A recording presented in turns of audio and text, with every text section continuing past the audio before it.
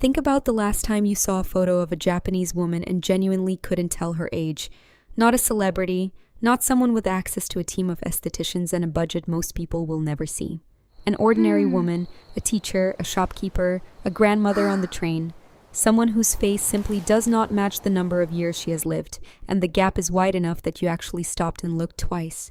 This happens too consistently to be luck. Japan has one of the oldest populations on the planet, which means this country is full of people in their 60s, 70s, and 80s, and yet the visual experience of aging there is noticeably different from what you see in the West. Not universally, not in every face, not in some magical way that defies biology, but consistently enough and across enough people that researchers, dermatologists, and journalists from around the world keep asking the same question: what is actually going on? Let me tell you upfront what it is not. It is not the skincare aisle. The Western beauty industry has spent decades trying to attach the idea of Japanese skin to a product. A serum, a sheet mask, a moisturizer with a Japanese-sounding name, something you can buy and apply and expect results from. And while Japan does have a genuine skincare culture that is worth understanding, the honest answer to why Japanese women consistently look younger than their Western counterparts is not sitting in a bottle. Most of it is not even about skincare at all. It is about lifestyle. Specifically, it is about a stack of completely ordinary daily habits that collectively prevent the visible signs of aging from accumulating in the first place, long before any product would ever need to try to reverse them. Prevention built into how people eat, drink, sleep, move, and spend their time outdoors. None of it is glamorous, none of it is new, but it works, and it works at a scale that no topical product has ever matched. Today, I am going to walk you through 7 of those habits.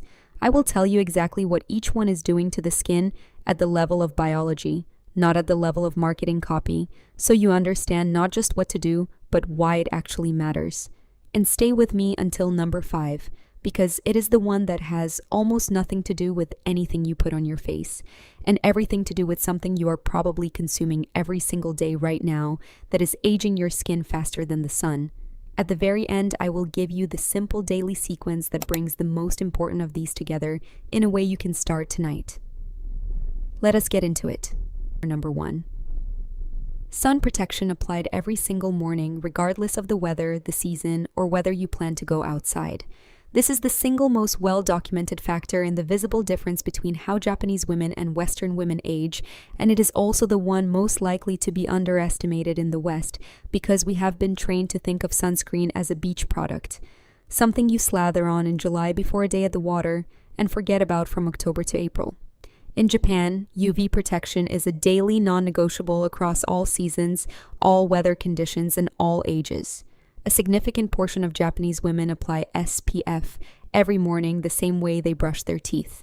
Not because the sun is visibly intense, not because they are spending the day outdoors, but because UV radiation, specifically UVA radiation, passes through clouds, through windows, and through every ordinary moment of an ordinary day, regardless of how gray the sky looks.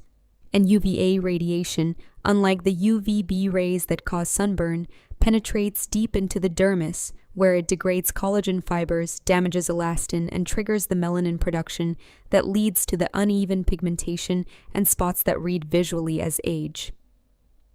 The cumulative effect of daily, low-level UVA exposure over years and decades is one of the most significant drivers of visible skin aging in adults. Researchers estimate that somewhere around 70 to 80% of visible skin aging, the lines, the spots, the loss of firmness, is attributable to UV exposure over a lifetime rather than the biological clock alone. Prevention is almost entirely possible. What Japan figured out culturally and embedded deeply enough that it became automatic is that the time to protect against photoaging is every single day starting young, not once damage is already visible and you are trying to slow it down. By the time the dark spots appear and the fine lines set in, decades of UV exposure have already done their work underneath the surface. And crucially, this isn't only about sunscreen. Japanese sun protection culture also includes physical blocking, wide-brimmed hats, UV protective parasols carried in handbags and opened reflexively when stepping into sunlight, long sleeves worn as sun protection rather than just for warmth, seeking shade as a default rather than seeking sun. The cultural orientation toward protecting the skin from the sun is comprehensive and consistent in a way the West simply hasn't developed, partly because tan skin has been aspirational in Western culture in a way it has never been in Japan. Here's the shift. Start tomorrow.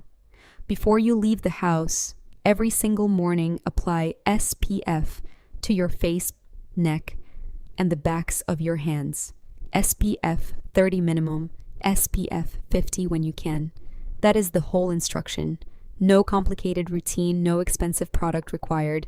A simple daily drugstore sunscreen applied consistently for the next decade will visibly outperform any anti-aging serum or treatment that skips this step. The research on this point is unambiguous. Number 2.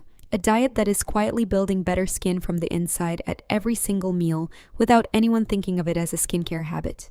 Here is the honest starting point. Your skin is made of what you eat. That sounds like a poster in a wellness clinic, but it is straightforward biology.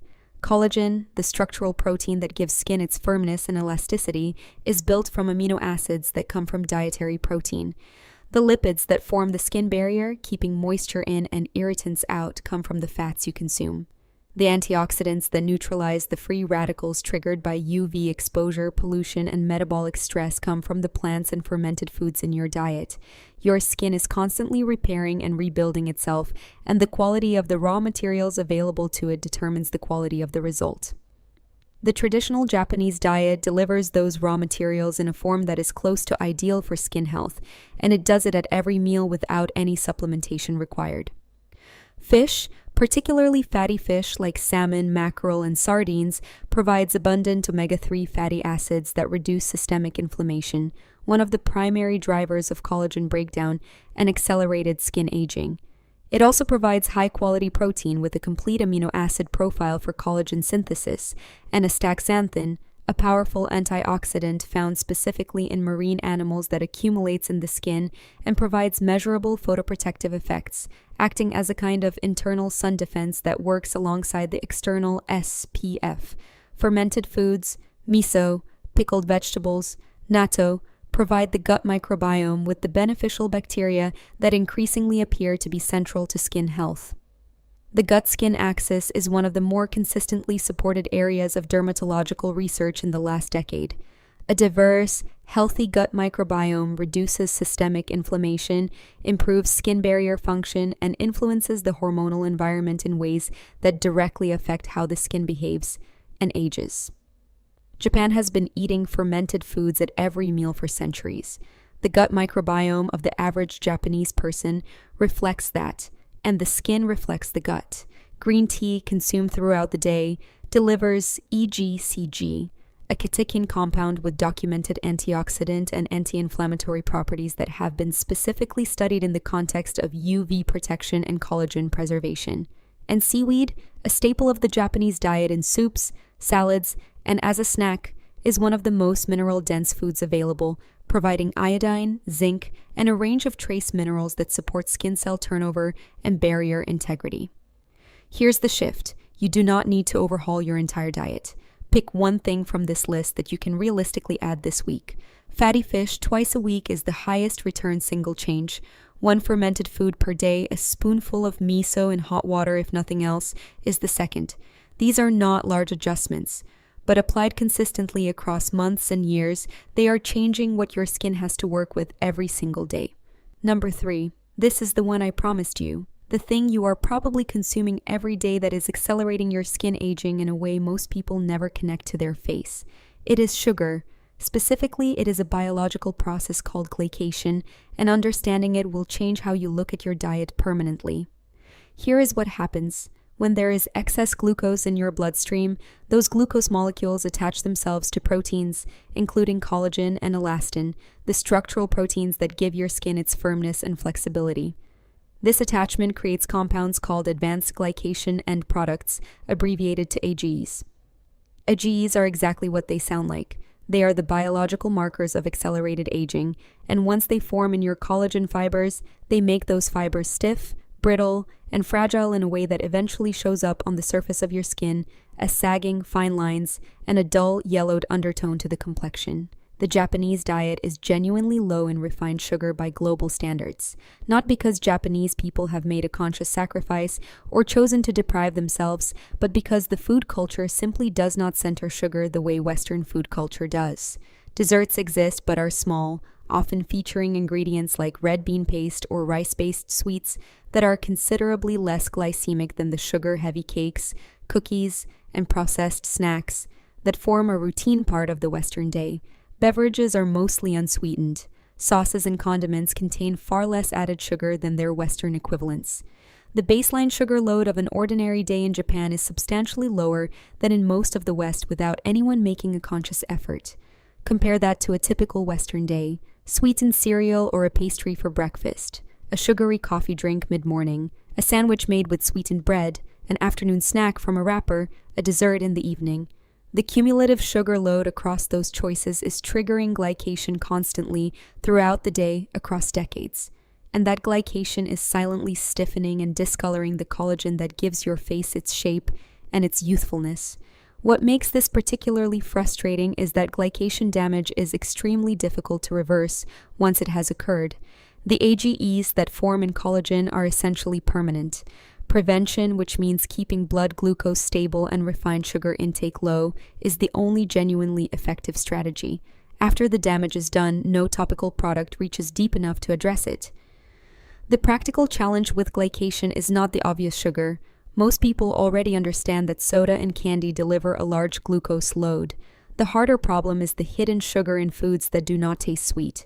Commercially prepared sauces, salad dressings, packaged bread, breakfast cereals carrying health claims on their packaging, fruit juices, flavored yogurts, and the overwhelming majority of processed convenience foods all contain significant added sugar that does not register as sweetness when you eat them. The average person eating what they consider a reasonably healthy Western diet is consuming a substantially higher daily sugar load than they realize, because so much of it is invisible inside savory and supposedly neutral food. The characteristically lower sugar exposure in Japanese daily eating comes primarily from the absence of this hidden category, not from exceptional willpower or conscious sacrifice. Here's the shift. Before you add any new skincare product to your routine, look at your daily sugar consumption honestly.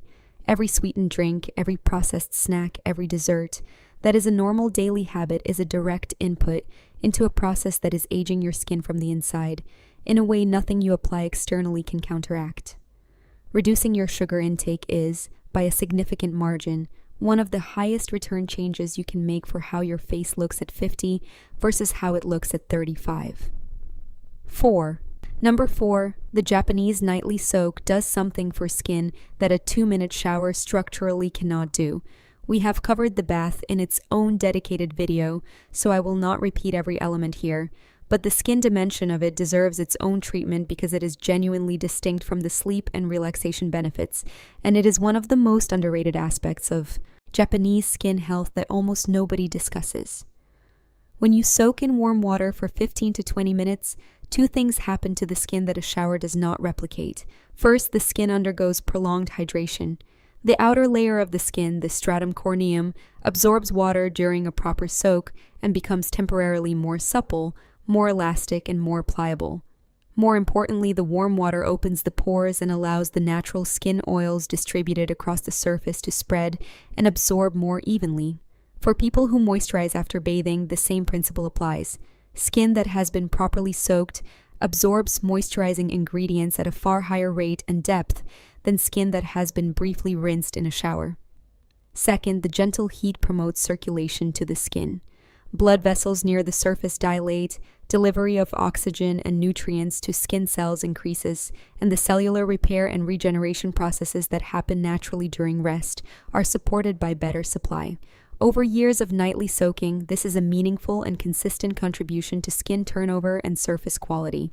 In Japan, the bath is followed immediately by moisturizing while the skin is still slightly damp from the water. This is intentional and it matters. Damp skin locks in moisture far more effectively than dry skin does, and applying anything from a basic lotion to a richer cream in that window creates a barrier that holds the hydration from the bath inside the skin rather than letting it evaporate into the air. The combination of soaking, then sealing moisture in immediately afterward is a routine that the Western shower and nothing approach cannot replicate. Here's the shift.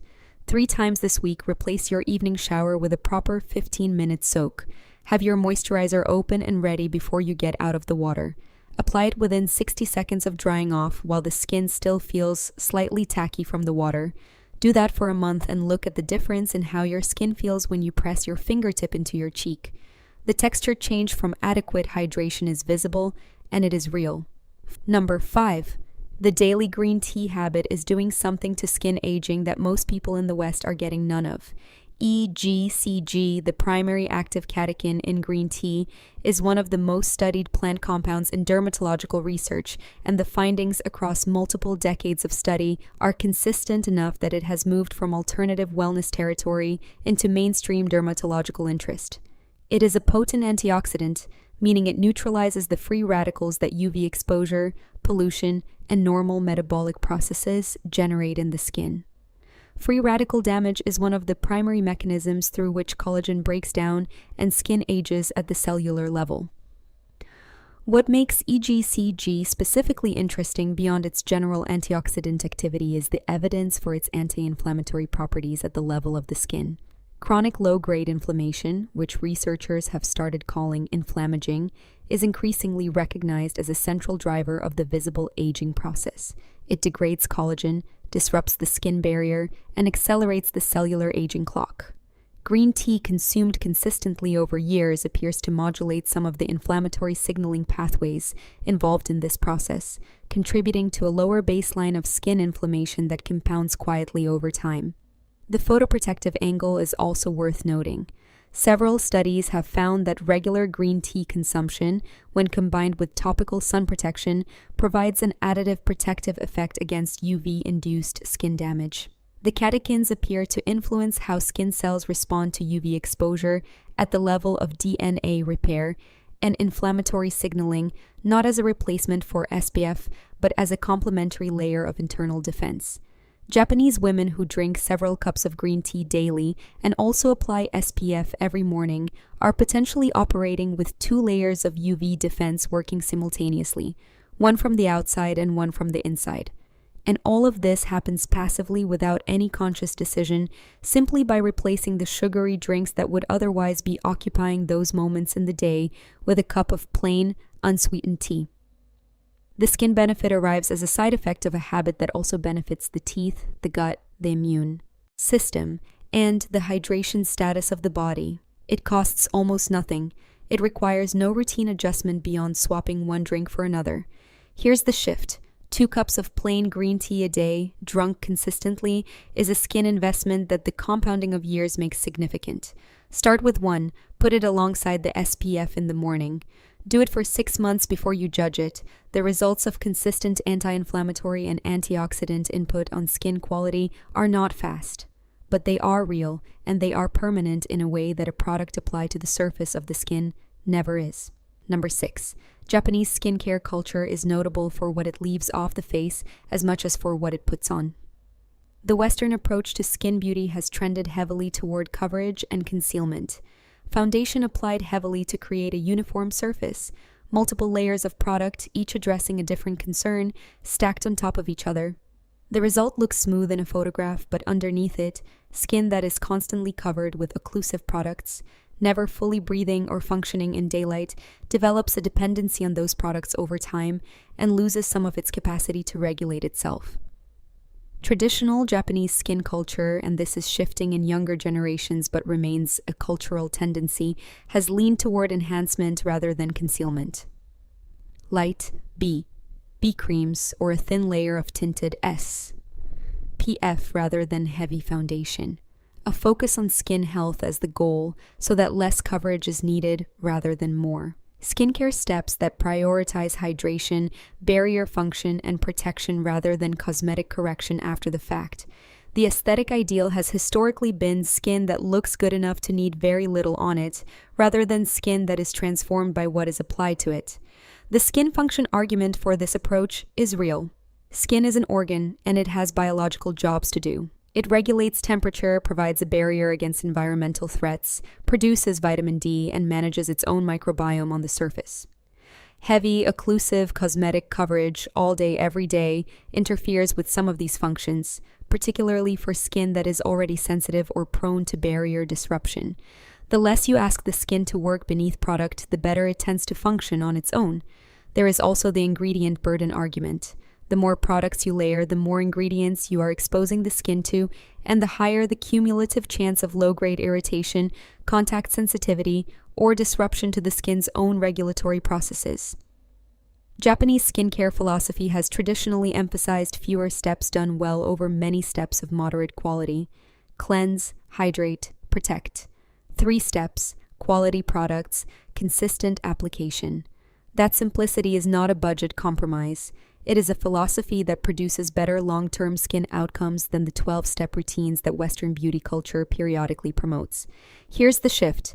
For 1 month, reduce your daily cosmetic coverage by 1 step. If you are wearing heavy foundation every day, try a tinted SPF instead. If you are layering 5 skincare products, cut to 3. Notice what your skin does when it has slightly more room to regulate itself. The reduction of the coverage burden alone frequently produces visible improvements in skin tone and texture within weeks, simply because the skin is allowed to function the way it is designed to. Number 7, the sleep that Japanese culture protects, even in a demanding work culture, is doing work on the skin that nothing applied during the day can replicate. During sleep, specifically during the deep sleep stages, the body releases human growth hormone. This is the primary driver of cellular repair and regeneration throughout the body, including in the skin. During these deep sleep windows, damaged collagen is repaired, new skin cells are produced to replace old ones, and the inflammatory compounds that have accumulated during the day from UV exposure, pollution, and metabolic stress are processed and cleared. The skin's blood flow increases during sleep, delivering the oxygen and nutrients that fuel this repair process. When you cut sleep short, or when the sleep you get is chronically poor in quality, this entire regenerative process is interrupted or compressed. The collagen repair that should have happened overnight doesn't fully occur. The inflammatory clearing that should have reset the skin's baseline doesn't complete. And the cortisol, the stress hormone that rises when sleep is insufficient, actively promotes collagen breakdown, increases skin oil production in ways that can lead to breakouts, and triggers inflammatory pathways that accelerate the aging process at the cellular level. Cortisol and skin aging is not a minor side relationship. Elevated cortisol consistently and chronically is one of the most damaging inputs your skin can receive from the inside. It is more damaging than most environmental factors people worry about, and it is produced in your own body by the combination of insufficient sleep and elevated stress. Japan's relationship with sleep and stress is complicated and imperfect, and there are genuine cultural pressures around work hours that push against adequate rest. But the cultural practices that exist to protect rest, inamori, the nightly bath as a sleep preparation ritual, the design of the bedroom as a space for sleep only, all of them are quietly serving a skin function alongside every other benefit they provide. There is also the practical consideration that sleep position and sleep quality affect how the face looks in the morning, and, over years, how it ages. Side sleeping consistently presses one side of the face against a pillow for hours at a time, creating compression lines that over years can contribute to asymmetric aging on that side. Back sleeping, which futon sleeping at the floor level makes somewhat more natural, avoids this entirely. Here's the shift. If you are currently sleeping less than 7 hours regularly, understand that this is not a minor inefficiency in your schedule.